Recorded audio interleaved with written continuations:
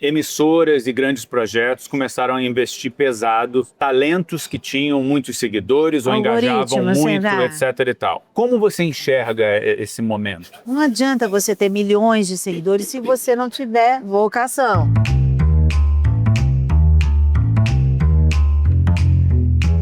Teatro ou televisão? E Uma coisa que te emociona de verdade. é ver alguém se realizando. Improvisar ou seguir o texto?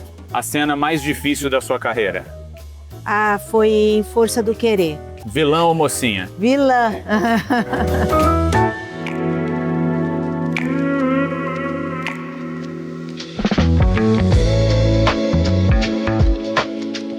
Lília Cabral é, sem sombra de dúvidas, uma das maiores atrizes do Brasil. Depois de mais de 4 décadas de sucesso, ela hoje em dia é unanimidade nacional. Não só pela quantidade de projetos que ela tem no currículo dela, mas principalmente pela qualidade que ela traz para cada papel. Agora, para nossa sorte, ela volta aos palcos contando a história dos últimos anos da Rita Lee na peça Balada da Louca. Além disso, é com muito orgulho que eu digo que ela é uma das minhas melhores amigas. Eu vim bater um papo com ela.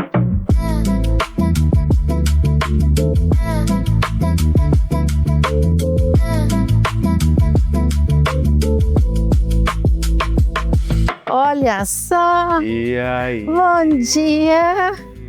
Ai, como é bom. Ótimo. Como é bom acordar logo de manhã, saber que tô aqui, ó, do teu lado. Ah, que presente, que presente.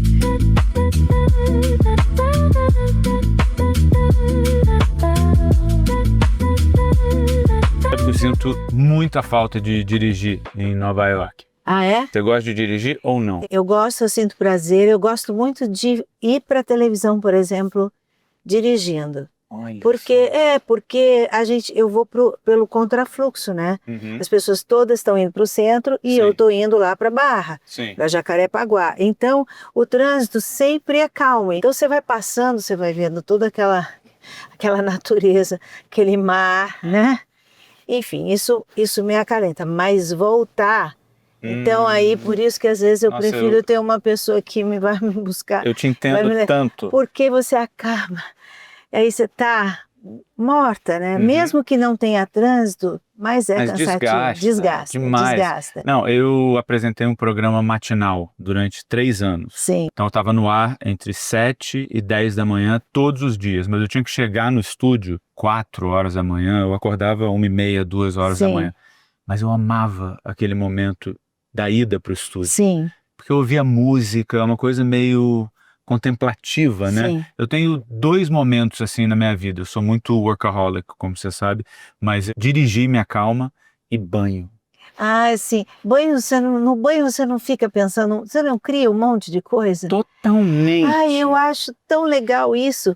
E engraçado que isso eu tenho esse comportamento meu de entrar no banho e ficar pensando, mas isso desde criancinha, desde pequena, eu me lembro eu tendo algumas ideias. Quando eu tenho que ter uma conversa muito difícil com alguém, entrar no banho é uma coisa que realmente faz com que eu pense, que eu medite de um jeito diferente. Sim. Você falou do Rio, mas você nasceu aqui. Eu sou paulista. Paulista, Sim. filha de italiano com portuguesa. Sim. E você sabe como seus pais chegaram aqui em São Paulo? Chegaram de navio. Não. Não. De navio. Todo mundo vinha de navio. Meu pai, acho que demorou, e a viagem eu acho que demorava, na época, uns quase meses. Eu imagino que essa sua ancestralidade europeia, a arte era algo presente assim, na sua infância? Você era exposta a teatro, a museu? Nada. E de onde surgiu essa vontade de explorar isso? Mas sabe que nada? O que eu vi muito na adolescência eram os filmes italianos. Sim. Mas o que eu vi mais era Mazzaropi, Grande Otelo, Oscarito, no cinema. Demais. E aquelas lindas, né? Não só Sofia Loren, mas tinha Norma Bengel, né? Sim. Darlene Glória, assim. Eu fui vendo isso. Eu não saía do cinema pensando assim na época. Eu acho que eu não saía pensando eu quero ser atriz. mas eu tinha uma necessidade muito grande de sair daquele desconforto, que é porque eu sentia que o mundo ali estava pulsando. Sim. E a minha casa, ela não pulsava. Não tinha jornais, meu pai não comprava jornal, Olha só. minha mãe não comprava jornal. Então tudo que eu sabia era porque eu ia investigar, ou porque as pessoas falavam, ou porque de repente eu fui parar numa escola experimental, e essa escola experimental me aguçou muito. Isso foi uma coisa que eu fui conquistando, mas sozinha. Sim. E em silêncio. Aí depois, teve uma época que teve encontro de jovens, encontravam-se os jovens na igreja, era católica? Não, sou católica. Sim. Mas eu ia para a igreja e tinha o movimento dos jovens. Aí eu comecei a dar palestra lá. Olha Eu só. fazia umas histórias e contava. Eu pesquisava sobre santos, tanto que a minha primeira palestra foi de Santo Antônio. Olha. Eu pesquisava sobre santos, eu ia lá e contava o que eu achava, o que eu pensava. Eu observei que as pessoas, que todo mundo que ouvia a palestra, ele prestava atenção em mim. Demais. E eu estava falando coisas que eles queriam ouvir. Você diria que ali foi quando surgiu essa faísca de você entender que você tinha alguma coisa ali? Eu acho que isso ajudou, porque junto com isso eu não perdi as novelas, né? Não perdi a Selva de Pedra, Sim. não perdi nenhuma novela da Sete, Pigmalião 70, eu não perdi a Namoradinha do Brasil, tudo. E aquilo que eu vi, eu queria fazer.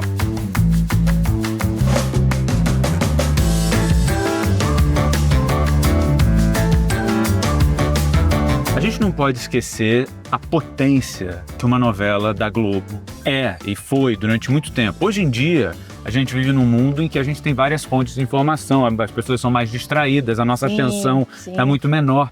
Mas quando a gente fala assim do seu legado e do que te inspirou, a gente está falando de um país inteiro parado na frente da novela. Parado na frente da novela. Isso não te intimidava? Você não falava, você tinha essa segurança?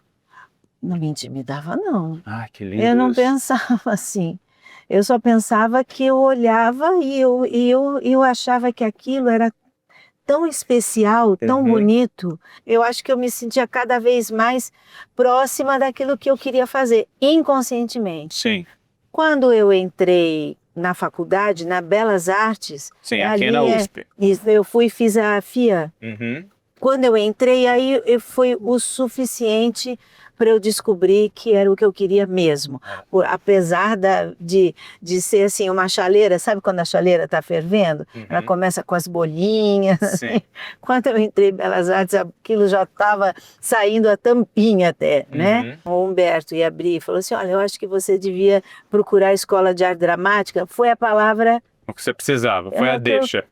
Era a palavra que eu precisava ouvir. Quando eu entrei na USP, eu lembro que eu tomei um ônibus que descia a Rebouças, né? Sei. Aí quando eu entrava na cidade universitária, eu falei, meu Deus, é isso que eu quero, é isso que eu quero. Você, quando você começou a estudar, você já tinha, como você falou, usou a referência da chaleira. Sim. Você já sabia o que você queria. Foi difícil aprender? Foi gostoso aprender? Quais foram os maiores desafios? Você tinha ideia de que aquilo seria a sua carreira naquela altura do campeonato? Ah, não tinha dúvida. Olha que ótimo. Não tinha dúvida, não. Quando eu entrei na escola, não tinha... Porque eu pensava assim, primeiro eram 800 candidatos, 400 eram eliminados já na prova de português. Aí sobraram 400 candidatos. Sim. Só ficaram 20. Eu pensava assim, se eu ficar... É porque tem alguma coisa. Porque, não é? Eu só pensava isso. Aí eu acho que eu estava disponível. A disponibilidade, ela é muito importante quando você começa qualquer coisa. Sim. Né? E uma vez, eu lembro que eu fui numa palestra, era uma reunião, eu acho que era da cooperativa, e eu sempre tive um amigo que falava muito do Paulo Autran. E o Paulo Autran fala exatamente isso, né? O público tem que achar que é fácil. É isso. Quando tá fácil, assim, é porque tá bom. Porque ele não pode ver esforço. Só que a gente, Não, ninguém ninguém imagina o trabalho que se tem, né, para gente demonstrar aquilo com naturalidade, com verdade, principalmente uma verdade absoluta. Tem muitas perguntas. Vamos tomar um café? Vamos. Peraí. When I wake up in the morning and I see your face, I'm becoming blind by your dazzling grace. What a beautiful feeling to be close to you. Você estava falando sobre esse respeito pela arte, né? Que a gente vive num mundo em que, de vez em quando, o valor da arte na educação é questionado. Sim. Né? Como é você ouvir esse diálogo hoje em dia, em que existe quase uma desvalorização do poder da arte? Então, eu acho que a pandemia ajudou muito o entendimento da arte. Resgatou uma coisa que de repente estava meio morna, esquecida ou até desvalorizada, né, por pessoas. E depois da pandemia, acho que houve um entendimento tão necessário. Então, mesmo as exposições aqui no Brasil, o cinema nacional cresceu, borbulhou, e isso nada mais é do que a demonstração de que quando fala assim, a arte salva, a arte é importante. Inclusive, as próprias escolas também começaram a rever esse caminho. Lógico, não precisava ninguém passar por uma pandemia para ter o entendimento, mas já que houve, olha como foi importante. Sem dúvida. Então, quando você vê os teatros do jeito que estão, a capacidade das pessoas falarem e todo mundo entender o que ela está falando, isso é um ganho. A né? arte, de várias maneiras, traduz o momento pelo qual a gente está passando, né? Exatamente. Então, eu acho que o que houve por um momento de perda ou desvalorização, houve um crescimento muito grande e um olhar muito positivo, amoroso e afetivo. A gente estava falando sobre as dificuldades, né, de ter esse domínio emocional, né, para você conseguir fazer o que você faz. E você falou, ninguém passou a mão na minha cabeça. E isso me traz para um fenômeno que eu acho muito interessante. Você levou um tempo para ser protagonista. Sim. Né? Você foi aos pouquinhos, sem atalhos, degrau por degrau, por degrau, por degrau. Olhando para trás agora, você reconhece o valor de cada etapa, de cada tijolo? Sim. Dentro da escola, a gente aprende, de alguma maneira não, uma maneira bem clara, que não existe papel pequeno. O que eu fazia, o que vinha para mim, eu tentava fazer com que aquilo existisse de verdade e eu não reclamava. Ao contrário, eu era muito agradecida. Depois de 10 anos já na televisão, eu comecei a me incomodar porque tudo que vinha era muito levinho e eu queria que as pessoas me vissem de outra forma. Então, depois de 10 anos, eu fui fazer o meu primeiro papel, que foi História de Amor, que era um trabalho que foi muito especial para mim. Então, os blocos, quando chegavam, eu tinha laudas. Às vezes, eu tinha 50 laudas para decorar. Olha. Era muita coisa. Muito diferente do que eu tive antigamente. Né? E eu tive autores que sempre olharam com muita atenção para mim. Isso eu tenho que agradecer, sou agradecida mesmo.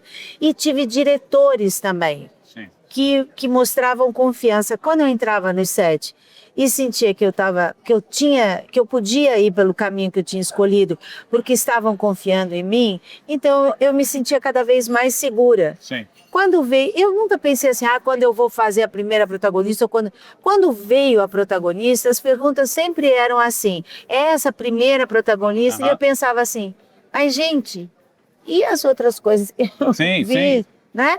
E as coisas aí... Com tanta dedicação quanto, com tanta verdade quanto? Exatamente. Ela foi necessária na minha vida até para eu entender que era assim, a caixa da Lília, o sapato da Lília, era tudo, era a bolsa da Lília. Isso, eu entendi o que é ser uma protagonista. A quantidade de coisas que envolve não só o teu trabalho, mas é o trabalho da protagonista.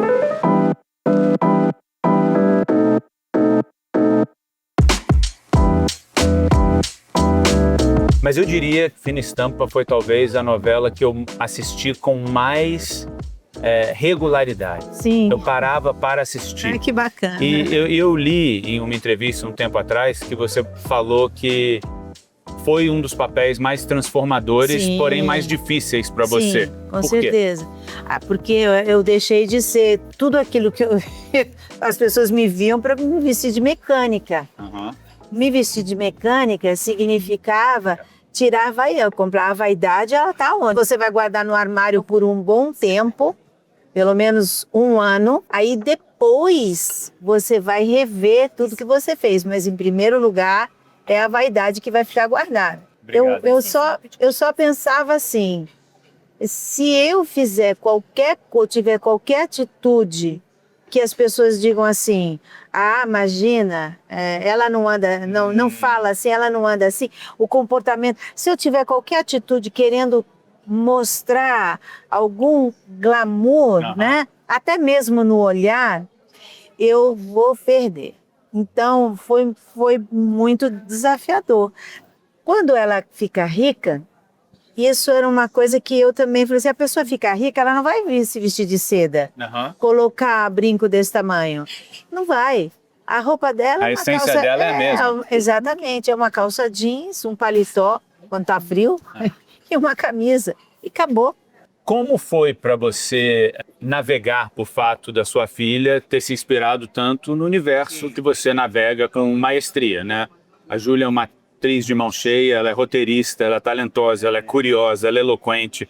Como foi para você quando ela, não que ela tenha se espelhado em você, mas saber que aquilo que você construiu inspirou a sua filha de algum jeito? Eu não me lembro de eu conversando com ela quando ela era pequena, mas eu me lembro dela sempre dava um jeito de ir comigo para a televisão. Uhum. E o teatro, dos 5, 6 anos, ela começou também a ir comigo.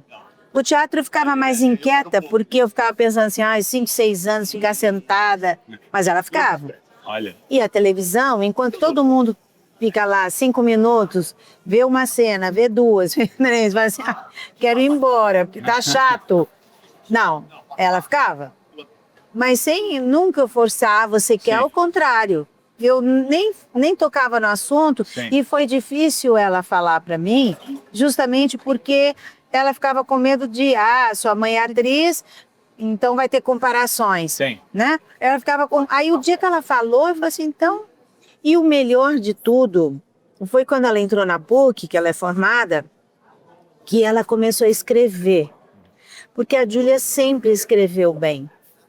E isso é tão importante, Bruna. Eu queria saber escrever, porque o sentimento, né, não dá para você duvidar. Você escreveu, tá lá, né? E ela tem esse dom. E isso, como atriz, ajuda demais. Quantas... A própria Fernanda Torres, linda, né? Sim. Assim, você não consegue falar assim, ela é autora ou é... Não, ela é tudo, né? Ela consegue ser tudo. Mas é muito interessante, porque a gente passou por um momento, me corrija se eu estiver enganado, emissoras e grandes projetos começaram a investir pesado em talentos que tinham muitos seguidores ou engajavam muito, etc. e tal. Eu sinto que foi uma experiência que não deu muito certo. Não sei. O ator, ele tem um papel que é um talento muito específico. Não basta você ter um par de olhos verdes e ter 2 milhões de seguidores. Não basta. Como você enxerga esse momento? É o tempo. O tempo diz. O tempo, ele mostra. Da mesma forma que para a Júlia também tem o tempo dela, ela vai ter o tempo dela. E ela está indo direitinho. Não precisa adiantar. Claro. Né? É porque, a não ser que ela ficasse sentada, parada, sem fazer nada. Mas como você, Mas como sem ela está produzindo, né? Exatamente, está produzindo, então é um degrau de cada vez. E pronto, tem que saber isso, e isso não tem que ser uma tristeza. tem que ser uma alegria, porque são conquistas. Mesmo que pareça que a gente volte um pouquinho, mas você não está deixando de lutar. E no caso desse movimento, o tempo se desgasta. Ele mostra que, olha, não adianta você ter milhões de seguidores se você não tiver vocação. Sim. Né? A vocação é fundamental.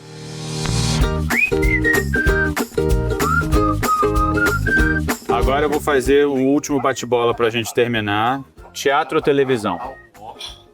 E eu sou uma atriz de teatro, isso, sem dúvida nenhuma. Mas assim, se me falasse assim, escolha ou uma coisa ou outra, é muito difícil. Eu acho que o teatro, para mim, ele é necessário para que eu faça uma televisão saudável. Perfeito. Vilão ou mocinha? Vilã. Um papel que você não fez e gostaria de ter feito? Eu quero fazer a Dona Xepa, já, sabe, com 70 anos, aquele monte de filho, neto. A cena mais difícil da sua carreira?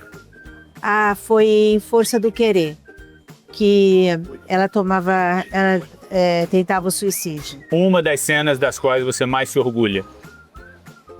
Ai, meu Deus, sabe do que eu me orgulho? Quando chego no final da novela e as cenas...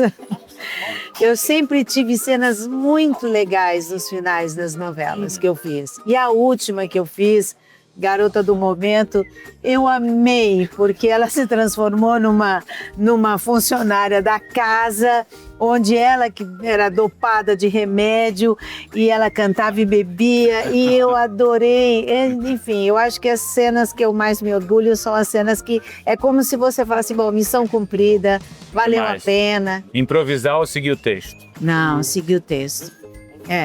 Tá. O que acontece é o seguinte, eu posso não fazer todos os dias da mesma forma, porque estou viva, mas eu sigo o texto. Uma coisa que te emociona de verdade? É ver alguém se realizando. Por exemplo, lá no Ceará, o aluno foi o primeiro na matemática no mundo. Isso me emociona. Uma coisa que te irrita de verdade? Eu me irrito com moto Moto. no trânsito. Porque elas não respeitam sinais, né? O Brasil de hoje em uma palavra. Pode ser dias melhores virão.